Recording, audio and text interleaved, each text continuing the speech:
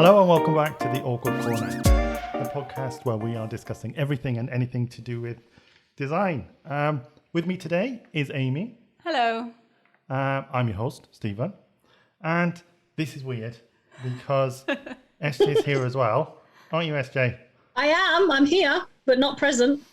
No, you are somewhere In a physical else. form. Floating head on a screen. It's weird. It's like a hostage video, if I'm honest. It's weird. It's It feels a bit weird. like that sometimes as well. Or it's a bit like Eurovision, isn't it? No. Yeah, it is. It's like, How- we'll have You your mean 12 points when now. they dial in to give you their scores? Exactly, yeah. Give us your 12 Yeah. points. I don't want to talk You about have received nil points. Nil point. No, I know the bit you mean, but this is in no way like that. Admittedly, it's not as glamorous. I'm not wearing a dress for a start. Next time we do it, we'll have to glam up a bit then, Yeah, eh? next time I'll Oh, put a yeah. dress on. Yeah. Alright. How is everybody? Good. How are you? Yeah, I'm fine, I think. We're all alive. We're all alive. Yes. I think we established that, didn't we? Indeed. Although, is SJ really alive? This is just a recording. I know I could be just an apparition of your memory and See? mind. It's a ghost in the machine. Ooh. We should explain that she's not actually with us. She's actually on Zoom. Yeah. She's of the other She side. just couldn't bother. Tap once for no and twice for yes. Are you there, mother? We know she is because she's been listening, haven't we? Yeah. Okay. Today's topic, big one. I think that's why we're all quite excited. Yes, really. yeah, we're a bit giddy. Because of libraries, which is what we're going to talk about. I know we wanted to do this for a while. Did you have something you wanted to say, though, Amy, first? I did. I just had something I wanted to discuss first, but it leads quite nicely into libraries. So I have recently read a book called The Bookseller's Tale, which is more about our relationship with books than it is about the history of books. But within that, there was a section on collectors, and there was a Parisian bibliophile. Love that word. Love that word. Oh. Who particularly caught my attention because he believed that interiors were a reflection of our soul, and that you shouldn't have anything in an interior that does not reflect your soul. Oh, I'm in trouble. Totally. I'm in trouble. Which is interesting, isn't it? Like everything. It's quite thought-provoking, that is. It's like you couldn't just nip to IKEA and buy yourself one of those pictures that you hate. That's what you want on a sign.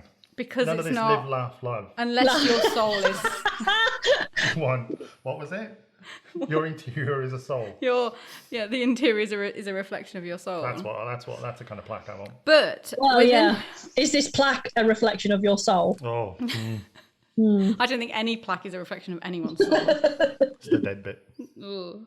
But within that, they were talking about an article that Edgar Allan Poe wrote Shout out to for Poe. a gentleman's magazine. Now, this sent me down what I'm lovingly referring to as a Poe Hole. I'll say that again. Poe, P-O-E, hole. Yeah. And I've been reading a lot about Edgar Allan Poe, about his life. But he... You're welcome. Yeah, thank you very much. He wrote an essay for the Burton's Gentleman magazine on interiors and on the perfect interior. Yeah. Now you've read this. Wow. You've read this as well, have read Stephen, it, haven't yeah. you? And it's weird because I thought perhaps he was being satirical in some way. We had Because this debate. it's just a bit strange, particularly when you compare it to some of his fictional work. Yep. If I think about Edgar Allan Poe, I think about that really like gothic interiors. The Raven. The Raven. Yeah. But he talks about, and I've highlighted some of the bits here. This is one of my favourite ones. The carpet should not be bedazzled.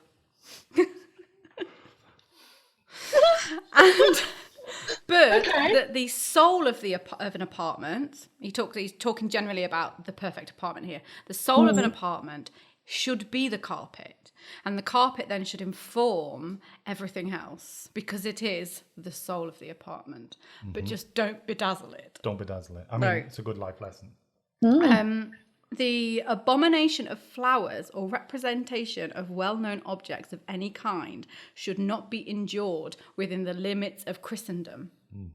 Okay, so no flowers, No floral prints. Okay. It's very austere, isn't it? Yeah. The light should be cool. Hmm? And he hates mirrors. This is interesting. Yeah, but did you see the chap? Yeah, but the I know, thing is, bless though, him. there's that whole link to mirrors and the soul, isn't there? There is. I don't particularly like mirrors. I don't think we've ever discussed this before, but I once watched an episode of Are You Afraid of the Dark? And this girl kept seeing I want to say it's a ghost, but it's not really a ghost because the child was not born yet. She kept seeing the ghost of her yet to be born baby brother But it was a behind her in the mirror. Anyway. Bloody Mary, Bloody Mary, Bloody Mary. Yeah, exactly. That's So- probably why he doesn't like mirrors. If he's got such a concept of seeing into the soul. He says here that regarded apart from its reflection, the mirror presents a continuous, flat, colourless, unreliable surface. A thing always obvious and unpleasant. No cornices. There should always be a tint of crimson and gold, which I mean, in every room. He's really specific there in his detailing, isn't he? And graceful hanging shelves.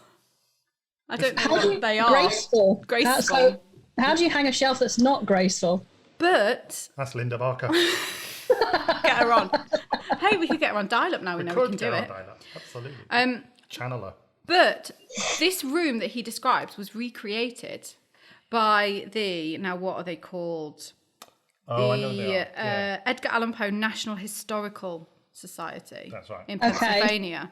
So they recreated this room and it's horrible. It's not good. It's really, if that's a representation of his soul, then I'm thoroughly confused. But he was a sad man. Yeah, I know, but he just wrote so beautifully about, I know, but he didn't understand interiors, did he? Quite death obviously. and ghosts and ravens.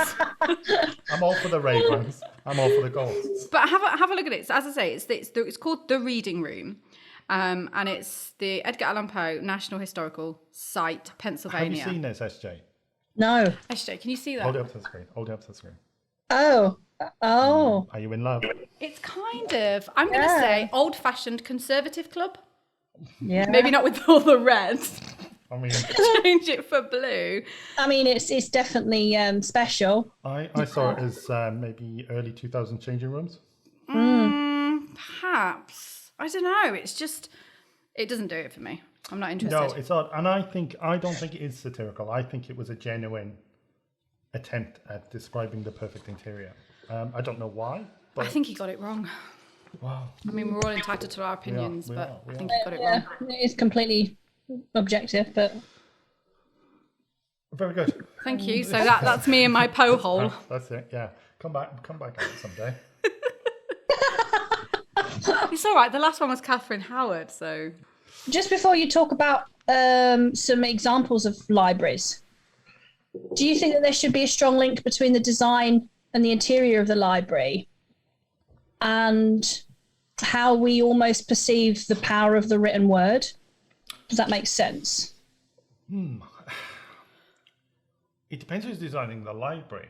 Does it not, maybe? Or if it's a public library Yeah, against a private library as well. exactly. Because we've talked about this before, me, Amy. My idea of my private library, my dream kind of public library. It's all right, we're being invaded. Yeah, I didn't know it started. I didn't think they'd find me here. Yeah, I think I have an ideal library in my mind of what I'd love to have. I think we all probably do in some ways. Yeah. Full of books, But if you're designing a public library, Yes, it's very true. then that's possibly one of the hardest commercial sort of interiors, public interiors, to design, isn't it? Because Well, it is, because you've got to think about accessibility, lighting, technology, how user-friendly it is, the comfort, and obviously, most importantly, the books and the displays. I have a student currently who's doing her final project, and she's doing a live project with her local library, and her whole kind of ethos of design is kind of about the sustainability, particularly in public spaces. And she is she's she's currently working alongside a library on a real life project. Yeah. And she's working with their kind of design advisor. And she said it's incredibly difficult because they have this formula, particularly government funded libraries. They have this formula as to what they want to include, what it needs to do, how many people they want in, even down to like the type of bookshelf, the shape of them, how many books each one fits in, the dimensions. So she's having to marry that with then this kind of ethos that she's got of what good design should be. And I do think it's incredibly difficult. Yeah, because it's very prescriptive, isn't it? When there's not much scope there to navigate a design concept if everything's very rigid in that respect. It's very formulaic, isn't it? Is that a contemporary build? Is that a contemporary library? It's probably 1990s. Oh, okay. Building. So ripe for doing up. But this interestingly leads into something that we've discussed before, the Dewey Decimal System. I knew you were going to bring up Dewey Decimal Systems. Melville Dewey. Dewey. What a man. Sex pest. Sex pest. Horrible man. But the Dewey Decimal System in itself is really restrictive. So if libraries are following that as a formula, that really restricts what they can fit in where. Because there's like 1% of that system is for religions other than Christianity. Yeah. So everything then that falls within that, which is loads, has to fit in this tiny section. It just, and I know it doesn't really equate to a physical space, but just kind of how you would set the library out and where you would put these things. He when libraries obviously first came along, he actually created a handwriting system as well for librarians. Oh my gosh, that's so cool. An actual specific way of handwriting, and they weren't allowed to be a librarian unless you could be master that, and also they had to have a pretty face, I think. Yeah, he asked for a photograph. You had to have a pretty face. Yeah. I mean, I was never going to make it as a librarian, was I? He actually wasn't a very nice man. There's a story of him going on a cruise, and I don't know how long the cruise was, but it can't have been that long. No. And by the time they got back, 4 different women had accused him of sexual assault. Which is... wow, okay. But progressively, in an abstract way... You standing up for a sex pest? I'm not really, am I? But he gave women opportunity to have their own income. He was one of the first to kind of introduce that idea of a woman can work. Well, that's true, because... But he obviously had an agenda, and I'm not going to apologise. It's difficult though, isn't it? Because I see what... Yeah, exactly, I get that. That's the trouble, So women weren't allowed into places like universities, but he encouraged women to work in the library, so they had access to those spaces. That learning, Yeah, isn't that funny? Because when they say knowledge is power, and they're almost like holy. Years and years ago, they were almost like holy ground, weren't they, for women? Yeah. But before him, 80% of librarians were male. After him, only 8% of librarians were male. Yeah, it's a massive change, that's a huge shift. Yeah. And women are better organising. That's a fact. Well, I was listening to something recently, and they said, was that just because men didn't like putting things away? And I mean, I hear that. That's because we can't find it. No, true. Yeah. That's interesting. Favorite libraries then? Do we have a favorite library? I think when you think about the quintessential library in your mind, I love the one in Prague. Let's see if it's on my list. I have a list. You have a list. I have a list. The National Library in Prague. I think it was actually established. It was a boarding school for monks in the 13th century. I love that already. Yeah, and then it's evolved into obviously what it looks like today. But that's one of my favourites. I mean, there are so many. Right. So many. I mean, even when I was growing up, when you think about, I mean, you'll know, Amy, because you would have watched it so many times. Beauty and the Beast in the library in there. Yeah. I was like, oh my. I think there are 3 libraries that really informed my love of libraries. One was Bell's Library, Yeah. which really gave me unrealistic expectations about what it would be like to be an adult. Indeed. 2 is the Hogwarts Library, and the idea that books can just like float off the shelves, and I love their restricted section. Yes. But the 3rd one for me is the Sunnydale Library, aka Buffy the Vampire Slayer. Yeah, I never thought about that one. Yeah, I just love that. Wow. The idea, again, probably like all those occult books and, Giles hanging around in the stacks. I like that. See, my first experience of libraries was, and this is brilliant, I mean, this sums me up.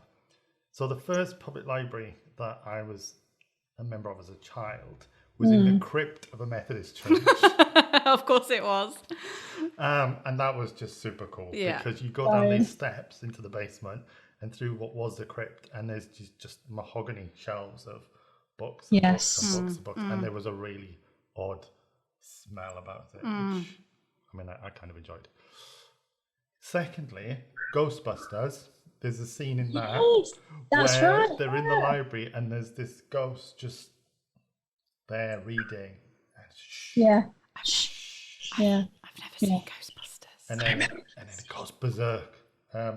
Ghosts and books. I mean, if you want to go down that route, I've got a lot of stuff here about ghosts and books. I bet you have. Another book I've been reading recently is a compilation of short stories about ghosts in libraries, fictional stories. And they were selected by Tanya Kirk, who is one of the lead curators at the British Library, which we can talk about later, because that's probably one of my favourites. And in the introduction that she's written, and I think this is really interesting, she says, all those hundreds of years of people's voices, their lives and experiences recorded on books that have passed through so many hands, the impression they leave behind means you never feel totally alone. Yeah. That's lovely. And I think that for me, I think she's right there. I don't think you ever feel totally alone in a library, do you? No, you don't at all. Because there's always that weirdo by the computer. Hello, There's Stephen. so much history, isn't there? There's so much history around you. It's a beautiful... And centuries of learning and history and truth. But there's the public library in Nottingham.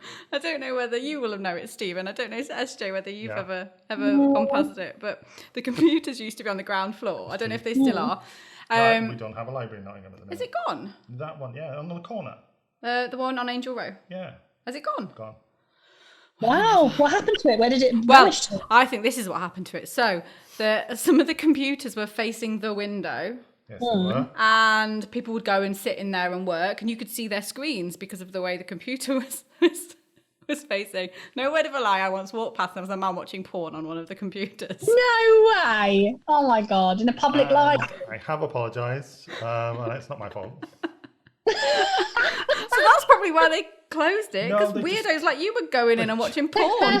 They just want to sell it off. It's really the sad story. It's a shame. And that brings me to libraries, though, generally, and how important they are. Oh, yeah. And I know Amy and I spoke about this. We love books. We all love books. We don't talk about anything else, do we? Yeah, but... We love books. But when do we go to the library? Well, I've started. Well, this is right? I say this is the thing. It's like we're passionate about books, but actually, and I stopped myself and thought, actually, when have I last been to a library? Yeah, properly? So true. And because I think they're incredibly important because of what they offer. I think the last library I went to was the one in New York. That's a good one. That's a lovely one. Yeah, that's on my list. That's beautiful. That is so beautiful. That is on my list. In fact, I printed off. So we've had inside the 30 of the world's most beautiful libraries. So I'm going to pull out some examples. Go on then. Go. So the first one, hang on, because I can't pronounce that one. That's the one in Prague, isn't it? No, is that the one that you were talking about with the monks? Yes. Oh yes, the monastery library is regarded as one of the most preserved historical libraries, with its thousands of books dating back to the 16th. Strahov. That's right. Strahov, yeah. I have to admit, it is beautiful. We'll put some of these up on yeah, definitely. It is glorious. I mean, yeah. It's like, that's tasty. It's library porn. It is. It really is. contemporary libraries, though, which I think is quite interesting, because actually automatically you start to think about lovely, beautiful old libraries. But actually, one of them that made this list this is Veranda magazine, actually, that put this together, is the Seattle Central Library. And I'll show you an image of that, SJ. You can see it's very, very different, isn't it? Wow, that's really futuristic. And it kind of goes well, because I think it's Seattle where the Amazon domes are. Or have I made that? I might have made that up entirely. I think I might have made that up. Anyway. I don't know, actually, to be fair. So I think it's an incredibly... it's to describe it is a glass pavilion, essentially. Yeah. Which kind of makes me nervous when you think of like all the books that are in there. Hang on. You were right. It is Seattle. Oh, where do I pull that from? It's like I know stuff. Is it Amazon Knowledge Bank that you've got stored? It is. It's all in the notes. I'm paid by Jeff Bezos. They have over 1 million books in this Seattle library, and I just think it's a really interesting for those, like, because like I say, we think of classic libraries. Of course we do. It's nice to see something that is contemporary. Another one I came across in this list is the State Library Victoria in Melbourne. This is beautiful, and I've never seen this one before. That reminds me of prisons. That's how prisons were designed. And we've definitely done a different route. No, but I understand why they've done it, because you've got a central point. It's almost like a central viewing platform. Oh, yes, okay. And then you've got the wings off of it, which mean that when you're in that central point, you can see down all of the wings. So you can see what's going on all the time. So that's a similar design. So whoever's there at that main bit in the middle can essentially see everybody in the library and keep an eye on them. Computers there. No hiding with your computers. Is that the person that tells books. you to be quiet when you're in there? Yes, yeah. I think it's a beautiful design, though. I absolutely think it's got nearly 32,000 books along the octagonal walls. I mean, it's just it is a beautiful one. I'm going to talk about that because it's a bit weird. Tell us why it's weird. Go on. Well, because I don't. Again, it's another contemporary. It doesn't feel library-ish to me. Show SJ that one. Wow. It doesn't scream library, does it? No, not at all. And it's. I mean, it's very Norwegian, if I can say that. Yes. In that it's a very different way of approaching design. In that sense, I can't feel like I'm going to study there. In that public library it feels a bit. Do you think it's because it's very open? I think it is. I think it is something about it that just. Yeah, I don't know. It's just, and I think that's the trouble with so many established libraries, libraries. We have a preconceived maybe idea of what we really like. We do. And how it's done. And it's like, how do you reinvent the wheel almost?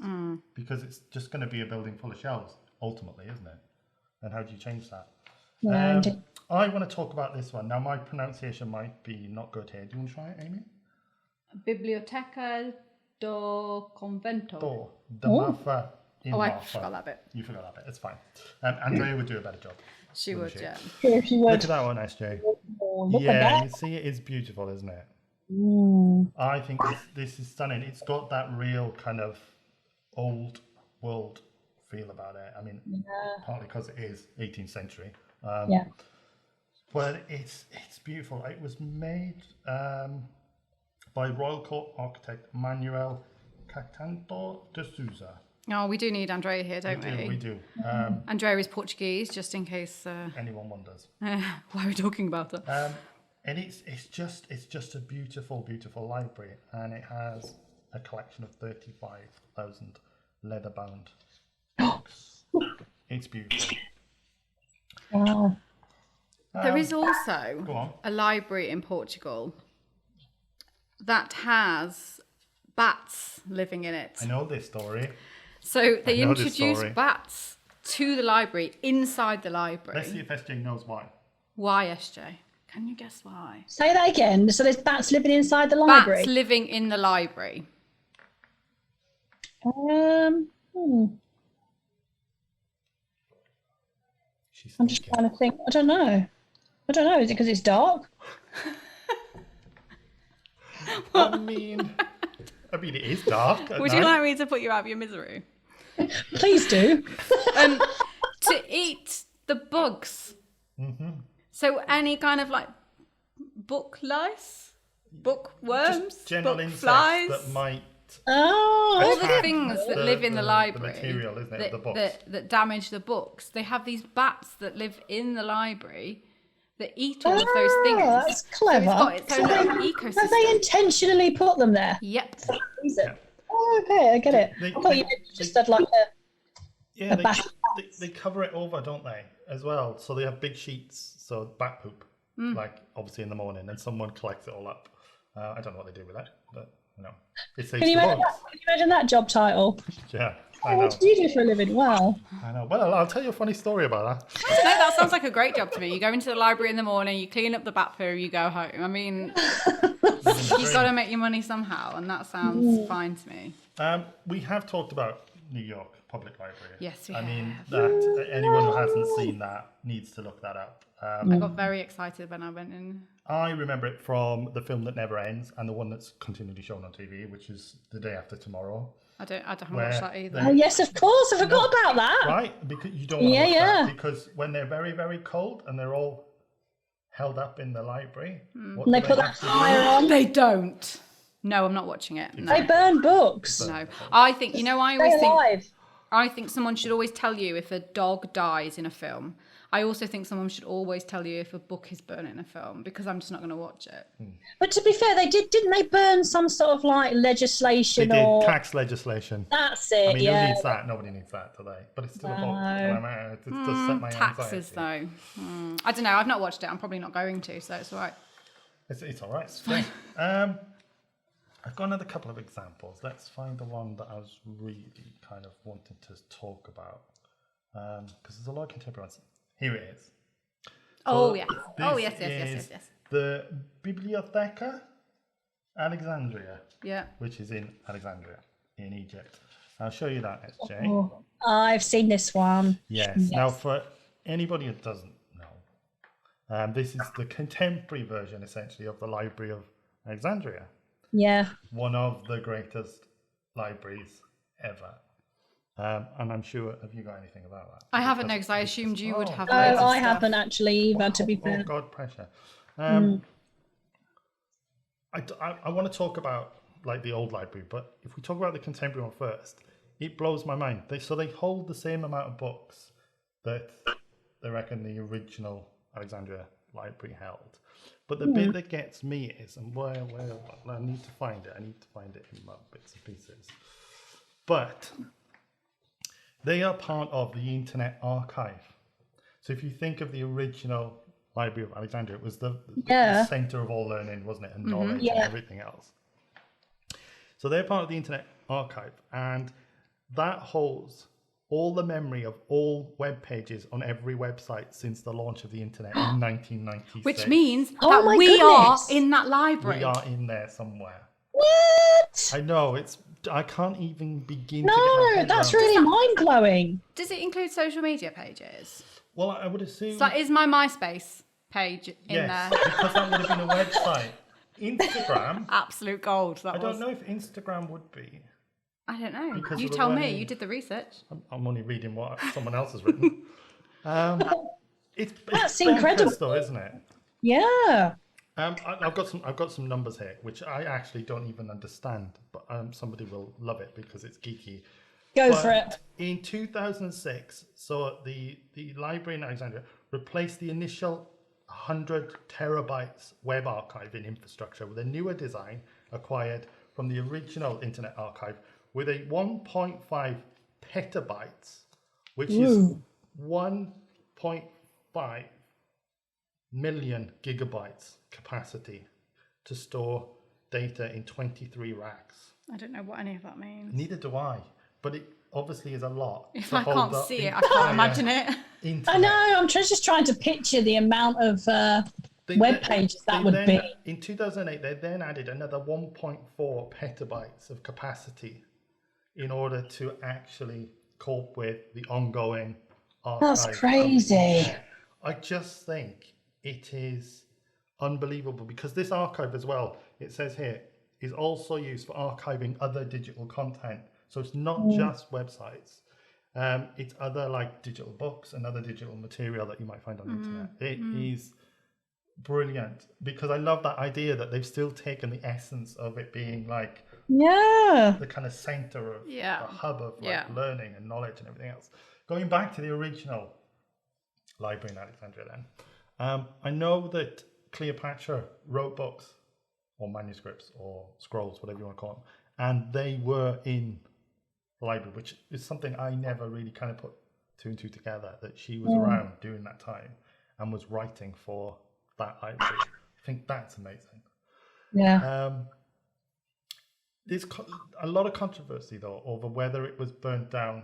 You know, the big famous story is it was burnt, wasn't it? Yes. Yeah. But there's scholars with better knowledge than me. That's right. Surely not. Surely not, right? Surely. Have this debate though, because it was a fire. There's no doubting there was a fire, and a number of manuscripts were lost and scrolls and all those kinds of things. But whether it wiped out the entire collection, I'm not entirely sure, because there seems to be two different opinions. Some say there was a big fire and it took everything. Some say it was a small fire and took part of it. But it's just a brilliant story. And again, we could probably spend a whole podcast actually talking about the history of that place. But it's not the oldest library in the world. Oh, what is? Oh, wait. I don't know. Hang on. Wow, that was such an anticlimax. I didn't expect you to ask me what. But no, sorry. Let's go back a minute. You've just said to us, hey, but it's not the oldest one. I know. I sort of know off the top of my head, and I believe it's in India. The Library of Ashurbanipal. That's about right. Is it India? Yeah. Yeah. Located in modern day Iraq. Hang on. See, there's another one I know about, which is India. Oh, see, there's another one coming up here. There's one in Morocco. Oh, they all want to claim it, don't they? They all want to claim it. I bet there's one in Wales as well. Oldest, no, because I think that one, the Ashur, I can't pronounce it. Ashurbanipal. Yeah. I think that may be the oldest one. There are about probably two or three. They all reckon from about the same age. When I was having it's like 7th century. And it's like you can see where they have like these niches in some of them where they would obviously have put the kind of the scrolls and things like that they collected. Oh my god! Would you like to know what the largest library was? I would like to know. The largest. I do have this information. I wonder if it's the same one as I've got. The Library of Congress. Ah, yes. Now, this is why one fact about the Library of Congress: it pays to reproduce popular magazines, including Playboy in Braille. What? Yep. So genuinely, they are reading it for the articles. Yeah, and you can Copperfield. I mean, just saying. Stephen. We're back to Melvin Dewey. Yeah, and his decimal system. But the British Library do something not quite the same, but they have, every single content that's produced, so newspapers, magazines, books, they have a copy of everything that's published, don't they, at the British Library, which again I think is like... That is incredible, isn't it? That is a fine task. That's hoarding. That's what that is. That is hoarding. That is hoarding. But think about, because it's a similar thing that we were saying recently about the British Museum and the amount of things that they have that aren't on display. It's the same with the British Library, that they have this underground storage. Yeah. Can you imagine how big that is and how vast? Can you imagine being let loose down there, though? Well, there are rooms in there. There are rooms in there which have got the most precious books in, the rarest books. Yeah. And they're filled with gas that can't set fire. Yeah, it's brilliant. It's so good. So there'll never be a fire. I say that in like there. I've tried. I know. And if the staff ever have to go in, they have to wear these like full suits and like breathing apparatus. No bats down there. No bats down there. But they also, interestingly, they have a machine that dries books if they get wet. And they train staff to use it by using the yellow pages. Do they still make the yellow pages? Well, that's why I asked you, didn't I? What do they do now? What happened to the yellow pages? They use it for training. Yeah. You can't discontinue the yellow pages. What will we train our staff with? Charity shops. Yeah, perhaps. I mean, but I just, I'd like to go down there. I'd like to see that in I'd action. really like to go down there. I'd like a demonstration of that. Gladys with the yellow pages. There's also interestingly, we were talking earlier on about your ghost in the Ghostbusters. What is it? I don't know. I've not seen it. She was shushing. Yeah. Like a not Just all like that. libraries require silence. So there's a library in Finland that's got a karaoke room in it. Oh my days. Can you imagine? Seriously. You're studying and there's somebody singing like "Hit Me Baby One More Time" in the next room. Or Robbie Williams' Angels. That might be me.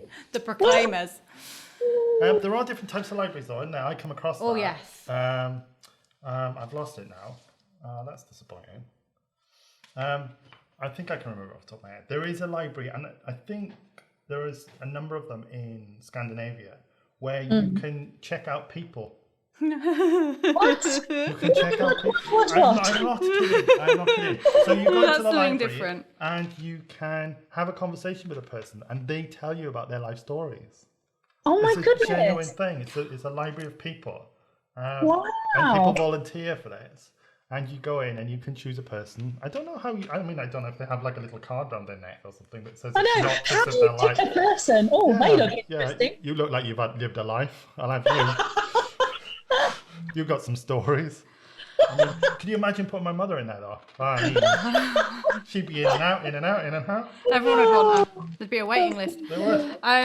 I've got one of those though here. Yeah. There's a library in Alaska that has a taxidermy collection, and you can check out the items with your library card. So you Yes, can you take can. home like a wolf's head or. What? Just temporarily, to admire the wolf's head and then take it back. Okay. Maybe you're having a party or Well, yeah, Halloween. exactly. Halloween. That's wedding. what I was thinking. There is another library as well that you can check out art, which I really like the idea of. So Oh, that's nice. Yeah. I guess the artists gift the art, as it were, because it's actually quite a good marketing tool though, as well, isn't it? From an artist designer's point of view. Well, yeah, when you think about that in that respect. But it's like you can loan the art, put it on your wall, and then you can change it up. So after a few weeks, you can go and get something else. Yeah, I quite like and that. I guess the collection is always changing because they get new art. Oh yeah, it's a really lovely. That's a really nice concept. It goes back to when we originally talked about art in Art, previous yeah. episode, and we talked about making art accessible. I think Yes. that's a really good example, actually, of how you can do that. I can't remember exactly where it was. Again, I think it was somewhere quite progressive, but I think the only other example I've got on my list was quite a futuristic library. I don't know whether you guys have seen it. It's called, excuse my pronunciation, Tianjin Binha Library in China. yeah. I've seen this. Oh my giddy aunt. Serious. In fact, it might have been on my list. I'm not unsure. It has 10,000 visitors a day. It was designed by a Dutch firm who designed the futuristic. You just need to see it to believe it. It is incredible, absolutely incredible. And I just can't fathom. I think unless you experience it in person, when you see images, you just cannot fathom the design of that place. It's unreal. I think I've got it here. Oh yes. This is the one, isn't it, SJ? Hang on. It's got the giant ball in the middle of the... Yeah, it is. Yeah, that's the one. The books look so tiny because you can see all the shelves. Yeah. These are all the shelves. It's just so vast. Yeah, don't. How do I get up there? I don't Because know. that looks like books. I know. too. How do you get up there? I don't know. I know, right? Yeah. A long library ladder. It's crazy. Yeah. That's like the two ends of the scale when you think of, like the quintessentially beautiful libraries that we've been talking about through history, and that futuristic library in China. It's just completely opposite ends of the scale. So the only other one I've got on my list actually is, again, it goes back to a traditional library. There you go, SJ. It looks like this. This is, lovely. St John's College Library, Oxford. And the reason I've included this one is because it's thought to be haunted by the headless ghost of Archbishop William Laud, who was beheaded in 1645 following impeachment by the Long Parliament. But the guidebooks perpetuate the myth that the ghost of Archbishop William Lord, disturbs readers by kicking his head along the floor of the library. I mean, Wow. gotta do what you gotta do. Wow. Apparently, that's not something that library staff have ever reported in living memory. However, there have been several occasions. Sorry, can I stop you there? Is it they've not seen his ghost, or they've not seen him kicking his head? No, they've not seen him kicking his head. Right, okay. But there are stories about right. them hearing footsteps advancing and retreating along the floor to the long reading room. So yeah, I want to go there and watch a man kicking his head around the floor. Don't you want to go to the Bodleian though? I do want to go to the Bodleian. Because that's really where you want to go for Yes, Oxford, that's isn't it? true. Yeah, we that's need true. to go to the Bodleian. But I mean, to be fair, if they've not got a ghost that kicks his head along the floor, Yeah. it might now come second. It's true. It's true. Have you heard about this library though?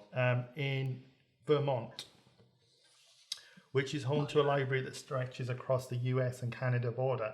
Oh, that's interesting. Wow. So technically, you can go into the library, and if you go out the other exit, you're in Canada, and you actually have to go through customs. I was going to say, do you need a passport? Yeah, you have to go through the checkout. Wow. With your book. That's I brilliant. think it's utterly unbelievable. It's called the Haskell Free Library and Opera House, and it sits directly on the border between the United States and Canada, and you can walk from either side. And I just think, it does say actually, you don't need a passport to cross the literal line running through the building, but you do have to return to your country of origin or risk fines. Wow, that's Always fines, interesting. isn't there? There's always fines. Lots of libraries in America now don't fine because they found that it was Off-putting? putting people off from going to the library. So libraries essentially are designed from a societal point of view to ensure that people have access to books that potentially couldn't afford to go out and buy them. And people were going to libraries, they were not taking their books back for one reason or another, and then they were getting fines, and then they were deciding not to go to the libraries. Talk about your other story though about that. Oh. What? Story? Is You this about the can't one that remember? I've got? Oh, no. Okay, no. So we found out the longest a book. What am I trying to say? So the longest. Somebody took a book out of a library. Someone took a book out of a library. That's a good place to start.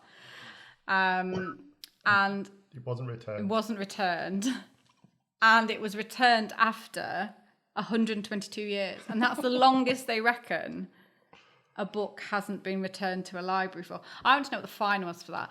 I have got a book as well from college. Shouldn't have made this. So I've had that for 18 years. That's crazy. It's an expensive book. Yeah, I have been thinking about posting it back to them of late, actually. But I might not. I'm going to put it in my will that I don't want it handing back until 123 years, so I can get the record. Sort of sideways from that. Hmm. The Guinness Book of Records is the most stolen book from a library. Why? I don't know. That's weird. Do I look like what's his name? Norris McGrath? I've got a copy of the Guinness World Records from 1964. I have no idea why. But it's just one of those things that I picked up along the way. I don't know. I was going to say, I wonder if that's because it's a specific age range that's targeted, that are interested in. It's weird. It is weird. It's weird. It's weird. Of all the books that you think, I thought Lady Chatterley's Lover. I was just going to say exactly the same thing. It would be something like that. I was genuinely going to say exactly the same thing. Maybe in a contemporary setting, more 50 Shades of Grey, but something that people didn't necessarily want to be associated to be taking out. I got it, yeah. No, it is actually the Guinness Book of Records. Going back to the New York Public Library, they have lions either side. Yes. Do you know what they're called? I was just going to say, they've got Here we names. go. Go on. No, go on if you. Because I've written it down and I haven't got to find it. I thought you were just going to pull it off. No, Hang on. Fortitude and patience. Yes. Is that right? Yes. Ah, bosh. I Or did patience remember. and fortitude, depending on which way you're looking. Whether you're going in or coming out. Which is quite disappointing, isn't it? Considering I like Fortitude. No, I like the names, but we obviously here in Nottingham, and we're famous for its left lion. Yeah. But they don't have names that I'm aware. Oh, what a shame. Maybe we should put it forward. And I always feel sorry for the right lion. Yeah, because everyone always meets by the left lion. And I have Meet me by the left lion. Pangs for the right lion. It's such a, you know. No one likes the right lion, do they? Pangs. I like the red lion. We could talk for ages about this, and I think it's somewhere we'll probably come back to. Can I leave you with one fact? Do it. Go on. Go. The most the most borrowed books in prisons Yeah. are all surrounding paranormal romance. What's that about? I didn't do any time in prison. You think that's because that's the only thing that they can do is fantasize about a paranormal romance? Yeah.